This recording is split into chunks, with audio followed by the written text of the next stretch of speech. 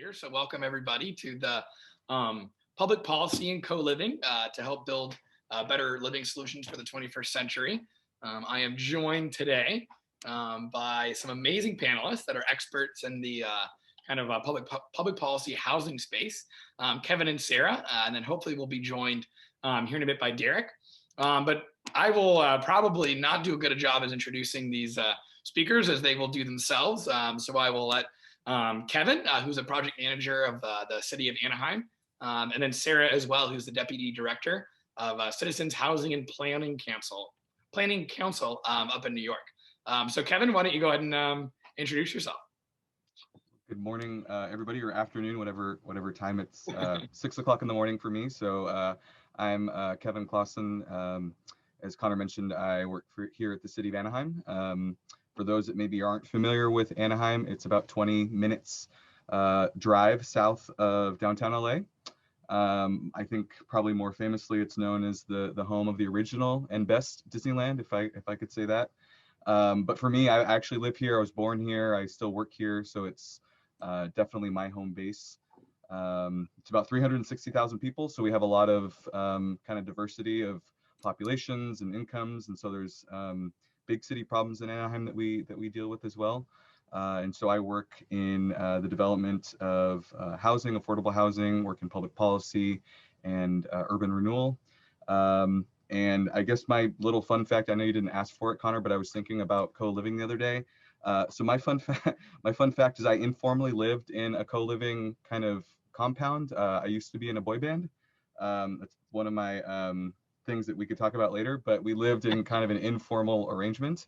And so it's interesting now that co-living has kind of this formal title to it, that I'm exploring this now in my professional career. So I'll turn it over to Sarah.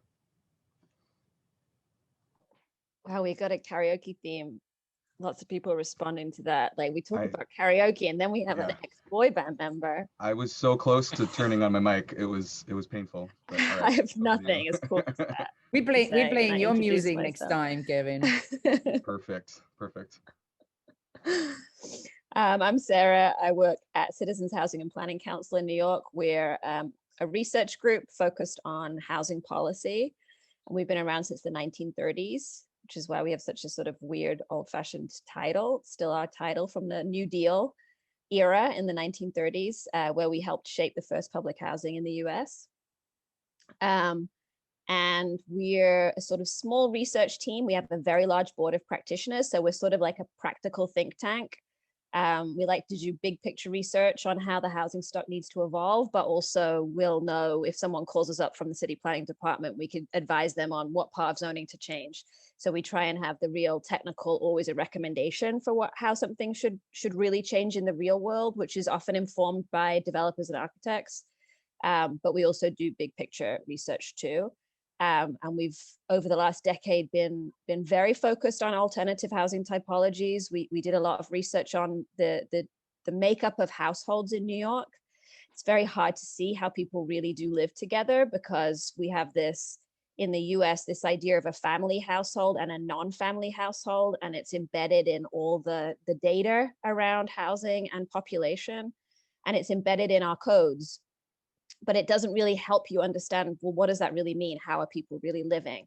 So we created our own categories for looking at households using census data. And it was very clear that New York, and actually as we looked more nationally, it's true nationally as well, that we're actually a very small percentage of nuclear families, but our housing just keeps being reproduced for that household configuration. And actually our lives are so much more agile. So we like to think of it as sort of an approach to the housing stock of sort of housing agility. How can we allow our housing stock to be as agile as our lives? So we've really done a lot of work on that in the last decade, advising the government about what to do about that, and also just promoting the research. We've had a couple of high profile museum exhibitions that we curated in the US. At the National Building Museum in DC, we had an exhibit called Making Room, where we promoted this research and showed an array of best practices around different typologies, which were really like micro units, the tiny house movement, shared housing, co-housing, and also accessory dwelling units. So we continue constantly to try and be that resource to government if they're to both promote the need in different ways and educate people, and then also advise them on what they could actually do technically to get it to facilitate these typologies if they accept that it's needed. Excellent, excellent. No, thank you. Thank you for that background, Sarah and Kevin both. I think kind of looking at what you all have dedicated, a good amount of your careers to. I don't think there's anything more kind of noteworthy or anything better to do with your time than improve the way that people live. And so I think a lot of that research and a lot of the, work that you're doing in Anaheim as well, Kevin, is much appreciated, I know, by the citizens that live there, and then the rest of us that get to benefit from a lot of the research that's going on. And Derrick, good to see you, man. This is actually perfect timing. Kevin and Sarah just had their intros, so would love to kind of just get a little bit of background from Derrick. Hey, yeah, and sorry I'm running a bit late here. No worries, no worries.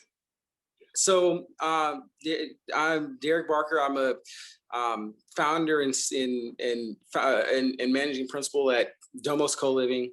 We focus on buying, preserving, and creating affordable and attainable housing in the best neighborhoods across the South. So that's everywhere from LA to Atlanta.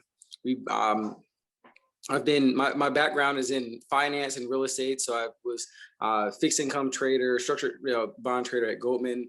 While I was there, I started buying single family and then multifamily.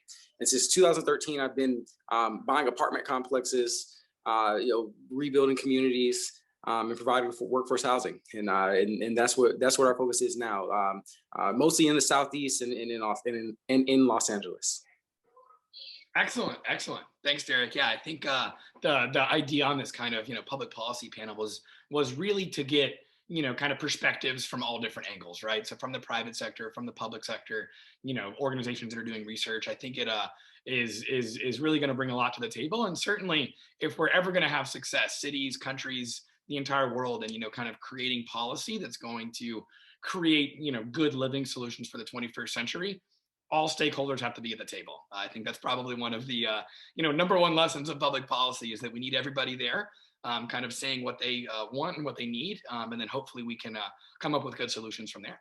But yeah, so the first kind of topic that we'll go into here is just kind of looking at what great urban housing policy looks like, right? I think that over the past year, certainly, I think people have recognized the importance of urban housing policy, right?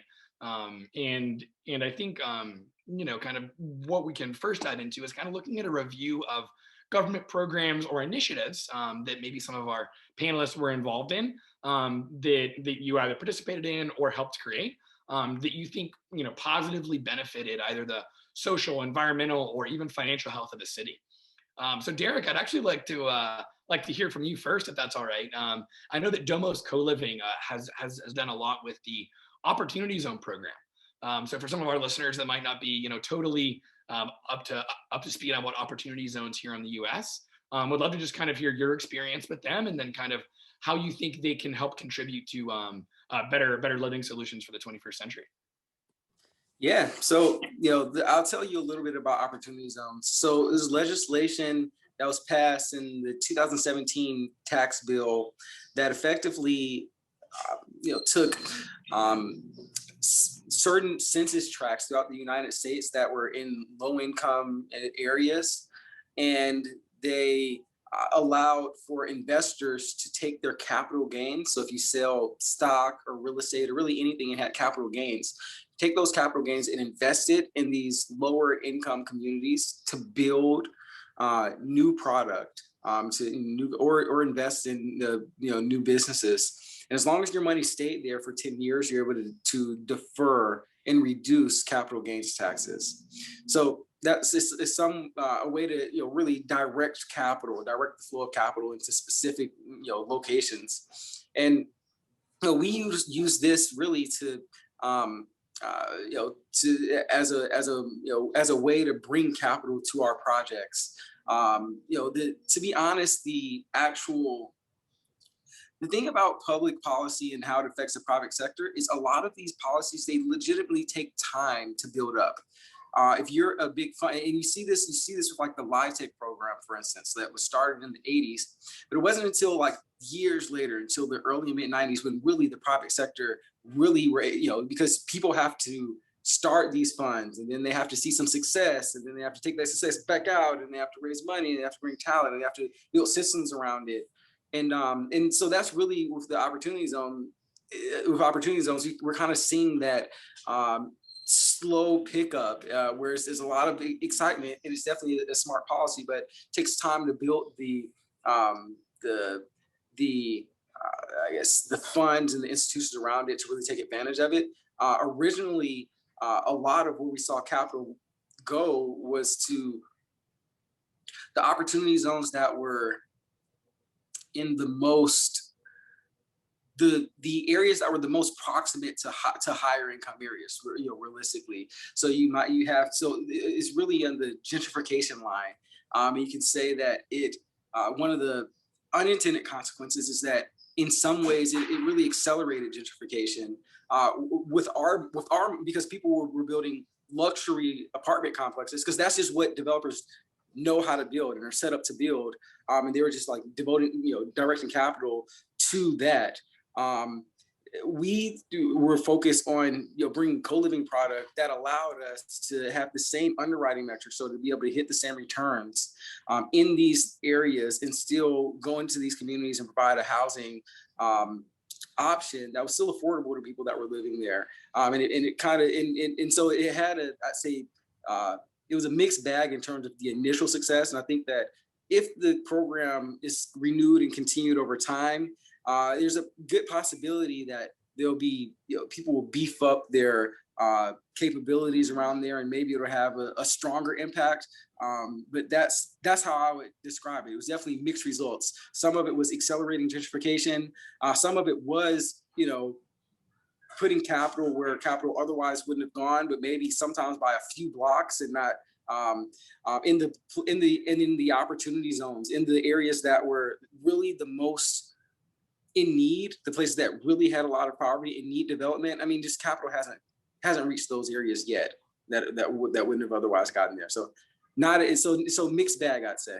Yeah, no, totally. And I think that's a really good point to bring out, Derrick, when you are looking at public policy, like a lot of different business policies as well, right? Like a lot of times they can have unintended consequences, right? So even if the, kind of initial underlying reason a program or public policy or some kind of even regulation at the city level is set up, you kind of have to take into account all different use cases for it, right? But at the same time, I think props to you, Derrick, and everybody over at Domos Co-Living for kind of recognizing that, hey, these opportunity zones should be used to actually build these affordable units, right?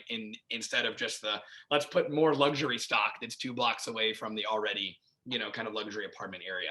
So thank you for bringing that good perspective. Sarah, I would love to hear, I guess, kind of your thoughts on a few of the programs that you have been involved in New York City. I know there's a few groundbreaking ones that actually get talked about in the co-living industry quite a lot. Kind of looking at Share NYC and Adapt NYC.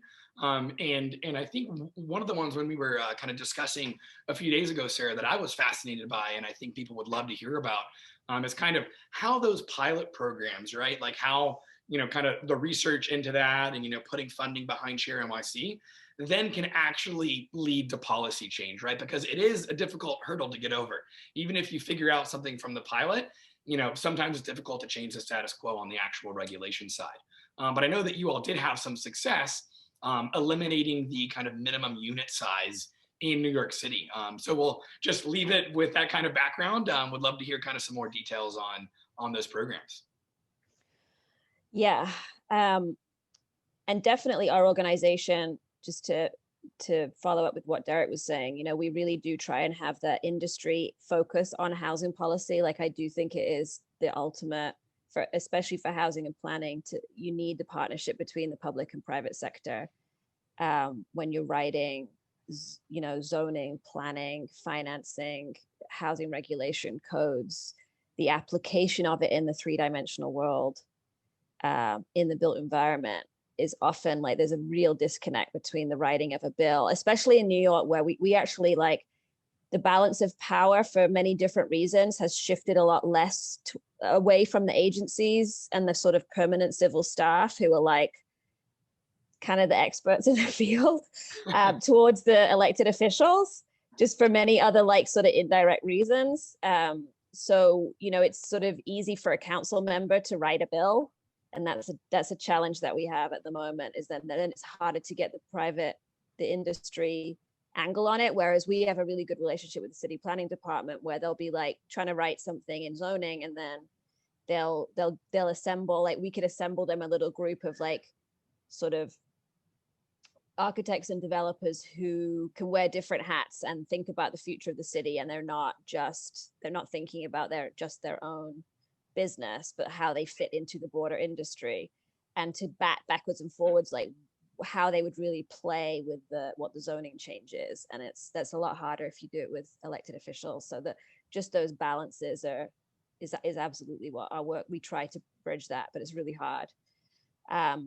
I think in terms of the pilot, I think in a way the New York pilots on alternative typologies like sound a little,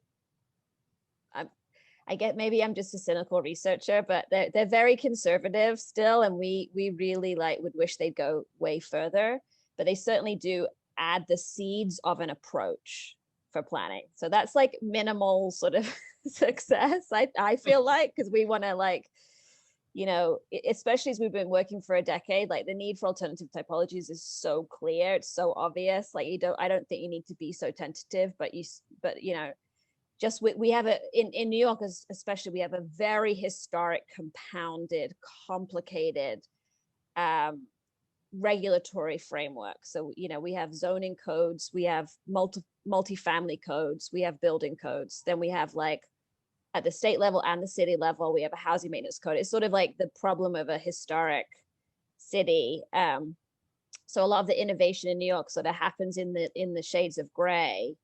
And it happens a lot because actually it's just impossible to enforce all those. You know, a lot of work we do is like, don't write the bill. Like, how are you going to enforce that zoning change? How are you going to enforce that bill?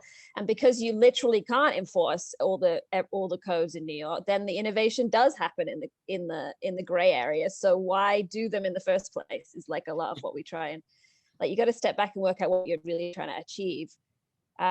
So certainly we, you know, for the last decade, we did a huge amount of work, and other groups too. And then nationally it became, you know, definitely more obvious that there's a need for alternative typologies just on the demographics, especially the, you know, huge numbers of single people in the country is just so obvious.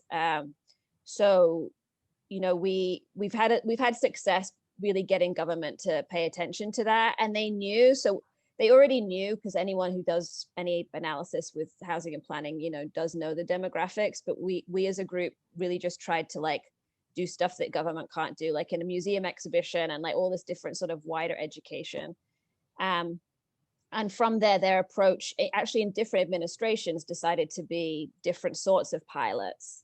You know, we had Mayor Bloomberg, when we did a micro unit pilot, was in charge, and so that was the idea of really just testing what would it look like if we got rid of a minimum unit size along the angle of, and actually with alternative typologies, you know, if you want to sell them, you can choose a demographic that politically is appealing, you know, because it's everywhere.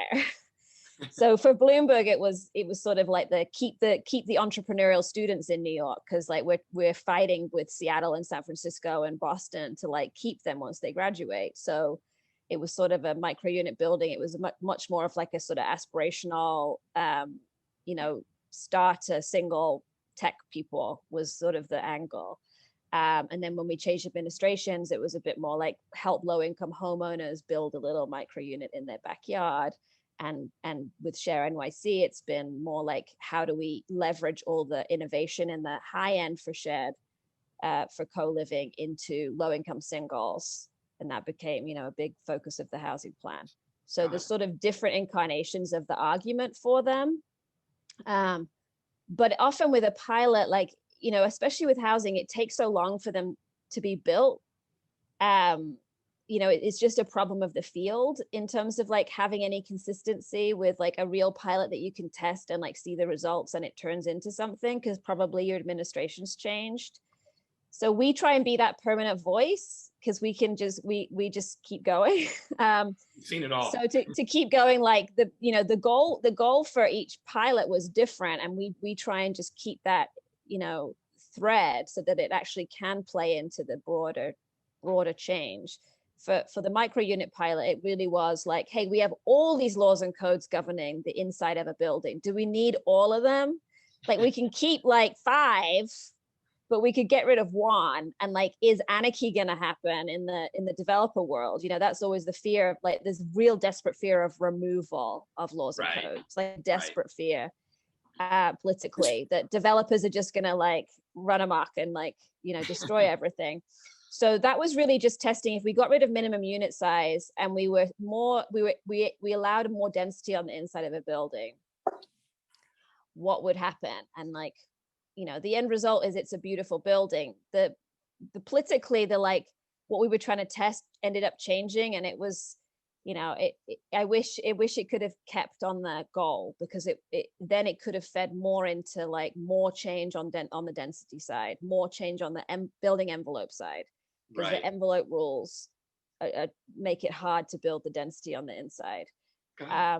But yeah, it managed to feed in at least to getting rid of the minimum unit size in zoning, which is it's we still have a lot of laws and codes governing, but it's good, because it was 400 square foot minimum before. So now you can build some smaller studios in a building. With Share NYC, we're still sort of in the middle of the incarnation of it. I think it was a really well-designed RFP, but it was sort of the government learning as they go along. And there's still a huge amount of barriers in the laws and codes, and actually in the financing, especially because it much more than a micro unit, it's testing what is a unit, and the financing is like, they really struggle with that, especially in such a conventional, affordable way. Like, it's being done through the rigors of our, very structured affordable housing finance world.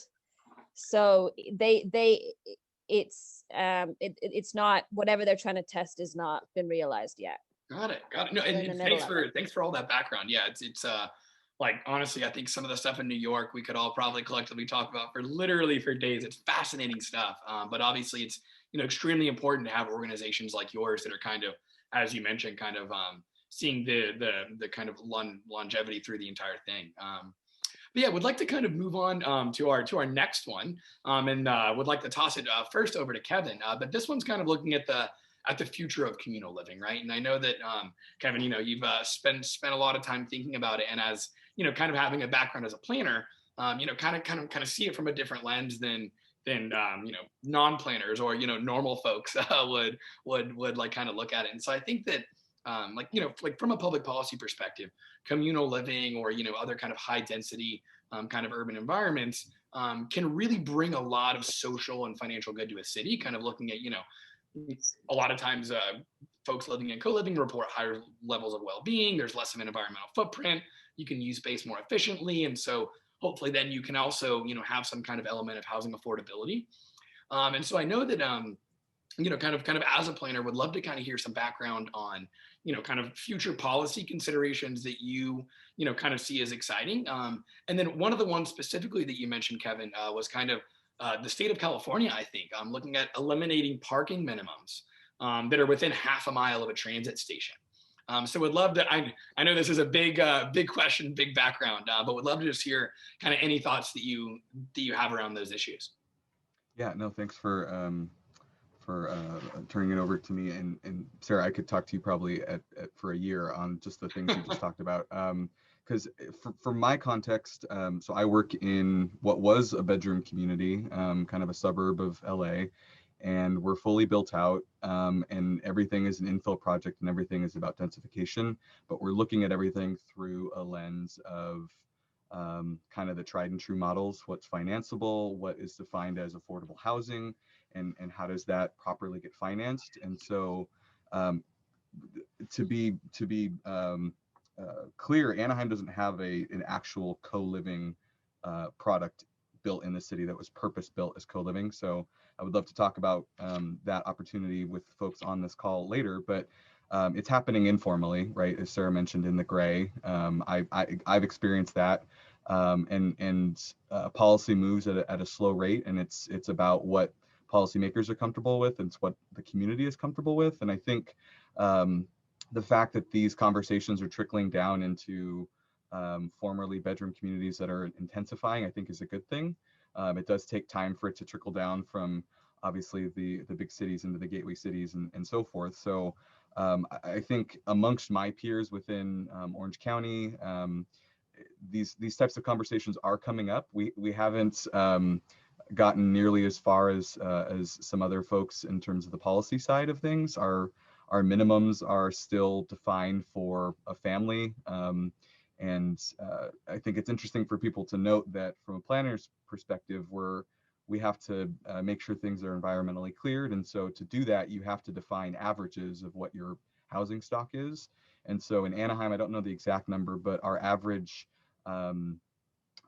number of people per household is defined, and the average number of bedrooms is defined. And so when you're calculating what the allowed density is, they just take the averages generally. And so a unit could be 300 square feet, which technically isn't allowed in our code right now, or it could be 2,000 square feet, and we view it all the same.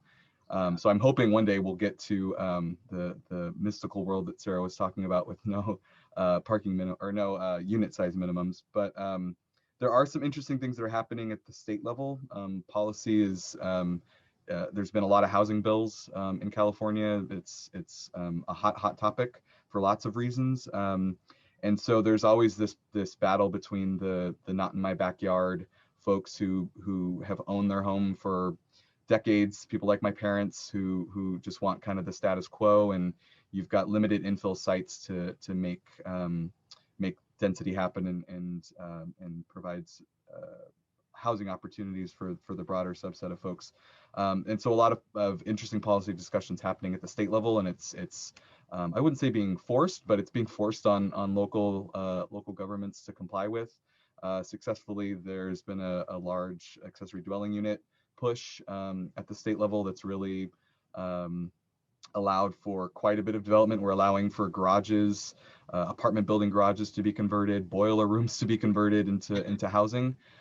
So that's actually picking up steam. We're getting lots of permits and applications for that. But the one that's interesting to me, and I really don't like talking about it, but it's just the natural way of life here in Southern California, especially, is parking. So at the state level, there's a bill that's been introduced, and I think it's been introduced previously, but every time it gets slightly modified, so it has a better chance of passing. But the premise is basically that within a half mile of a transit stop, there would be no parking required, minimum required for multifamily or for commercial development. And so I think that's interesting because it loosens the regulator. It makes the city maybe not so much the bad guy. But it lets the private market dictate what the private market will build. And so it's an evocative idea to think that parking would go away. But I think in reality, what would happen is that the finance side and the underwriters would say, well, this product type is still going to require X number of spaces. And so they're going to build that number of spaces, which is fine. But I think circling back, it needs to be not just the policy side, it needs to be the finance side, it needs to be the developer community to really feel comfortable with trying these new things. So yeah, I think it is interesting just from a macro level that these types of typologies are actively being discussed. And we're the state of California, all the cities right now are having to update their 8-year housing plan. And so there's lots of housing discussions that are happening in cities. And 8 years ago, if you talked about affordable housing the way you're talking about it now in California, you would be laughed out of the room. But now we have residents saying, no, we need housing for all, we need affordability. And so it's really about defining what that looks like and creating different versions of affordability that aren't necessarily the tried and true kind of LIHTC versions that I was talking about earlier. This is a perfect segue into our next topic. Or Derrick. Sorry. Before we, Uh-oh. Derrick, why don't you go ahead, and then Sarah can have a quick comment, and then we'll dive into our next one. All right. Yeah, I was gonna just point out just something that's interesting, and the interesting, I guess, entrepreneurial public policy thing that Atlanta has done, which is they have around the Beltline in Atlanta, which is a linear park that's about 22 miles, 22-mile loops that circles the city. They actually have parking maximums. So not and they have exclusionary zoning where you have to have at least 15% of the units affordable to people at 80% AMI. So when they first passed this, of course, there's a lot of pushback. A lot of people saying, well, this development is never going to happen in the Beltline now and all that stuff. And what we see is, well, development is happening, and now there's more density and there's more affordability in the Beltline. So like I'm really, really for and I love to see and I know that I said that there's a lot of unintended consequences with opportunity zones, for instance, but that's going to happen. And I feel like, it's good to see that now, policymakers are okay just taking some risks because in putting things out there that are different. And look, yeah, things are not going to be perfect. They're going to be unintended, but moving forward from where we are now, is super important. I love it. And we can see places like Atlanta where or there's some places in Texas. As a developer, you're like, okay, well, you can breathe here and you can actually try some things. So, absolutely. And Sarah, did you have a quick comment on that as well? Yeah, it sort of struck me. I was sort of a little cynical about the pilots because we're always disappointed by the results because we want everyone to be bolder. But I do think, following from what Kevin was saying, the pilot, I think pilots are a good approach to really try things, even though they take a long time. But if there really is solidified opposition, especially on the community side, it can be really hard. It could just be impossible to get these through. And we're really struggling with parking in New York. As the 5 boroughs, there's actually, people don't think of it, but we have we have a lot of small home and neighborhoods. And getting rid of parking is a real political challenge because we have so much power of the elected officials. So the loud voices are really, really heard in that sort of topic. So if there's things that really do feel impossible with the current political dynamic, I do think that pilots are really good to just try and mitigate the problems with it. And the micro unit pilot, we did it as a mayoral override of zoning because it was built on city-owned land. So a lot of planning codes do have these weird loopholes that people don't know about. Our building code has a waiver for the building commissioner can sign off on a demonstration project. So things like that within codes can actually be useful. Got it.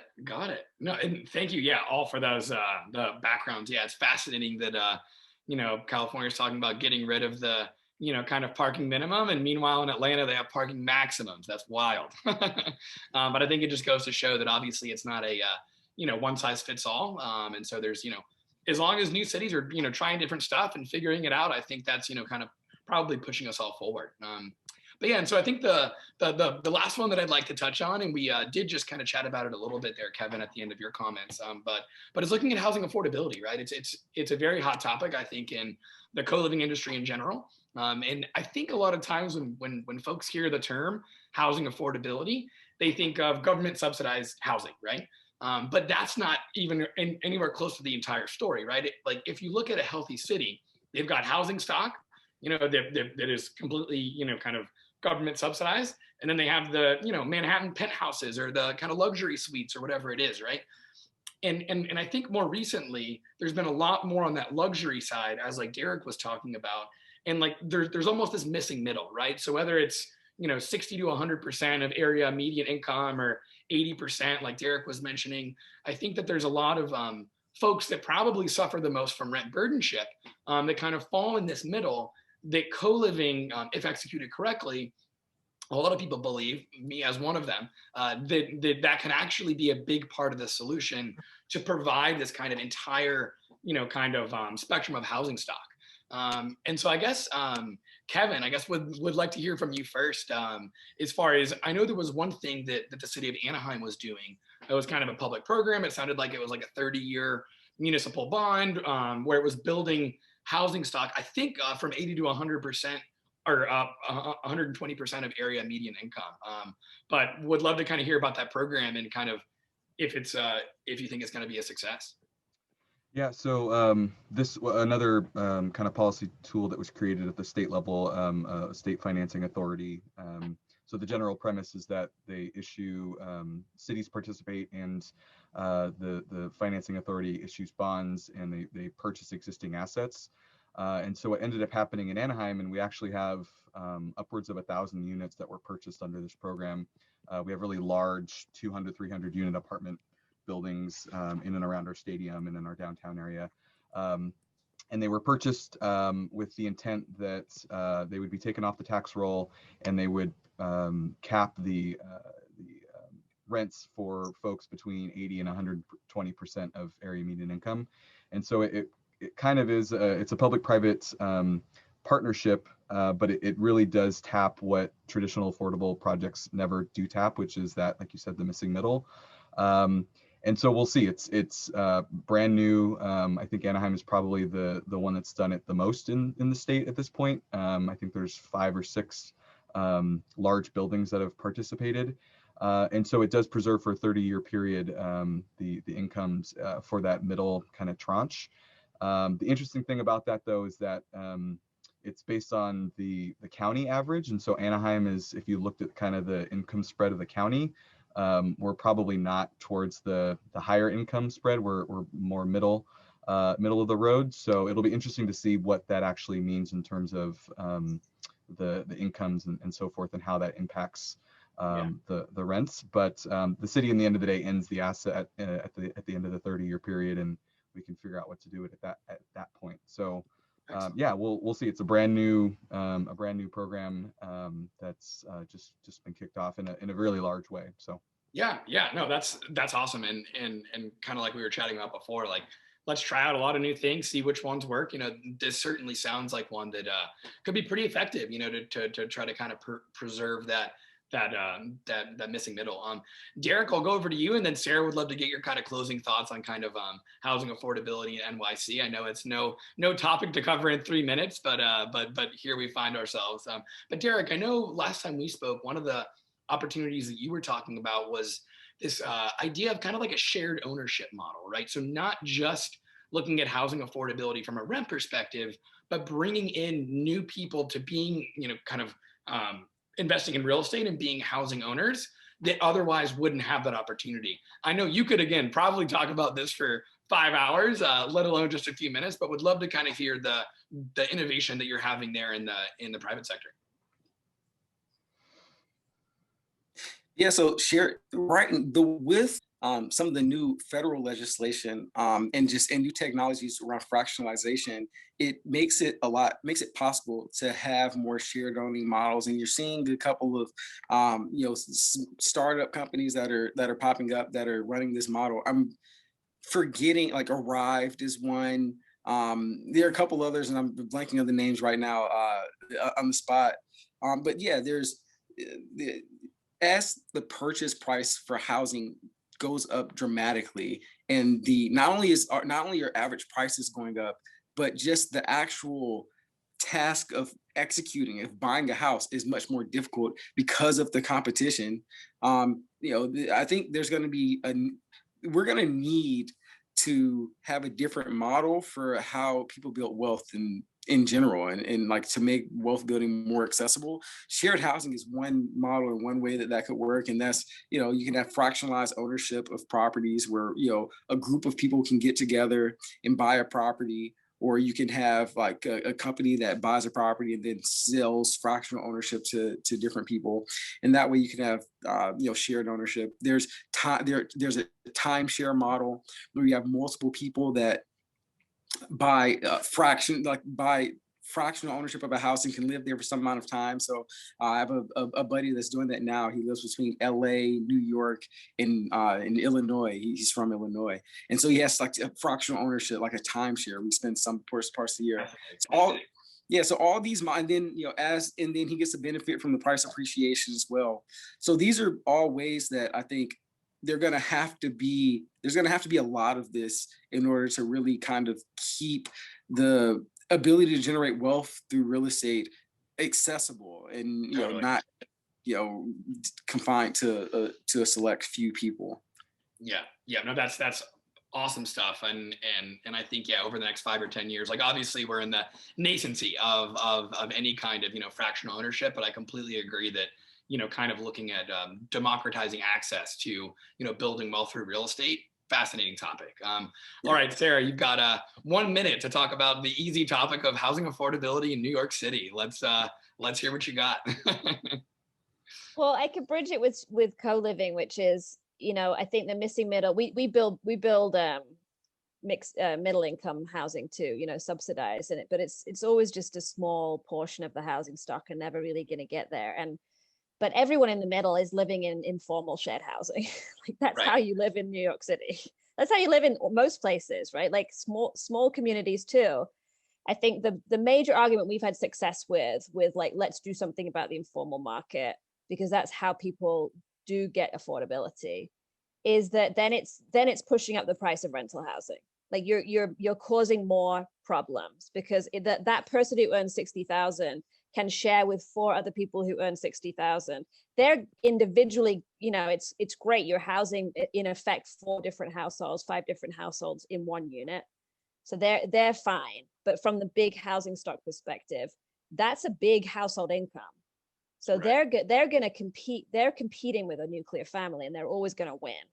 So if you go, again, with co-living, you can make whatever argument you want. Like we often do it with like seniors sharing too. People love seniors. That always seems to be like, yay, co-living for seniors. That's the best. And you're like, so I think co-living for seniors is a most successful one. And then the informal market, which is hundreds and hundreds of thousands of housing units in New York City. It is the middle. It is how people live here. Not doing it in properly built, well-designed, in a proper upfront way, you're pushing up the price of housing by itself.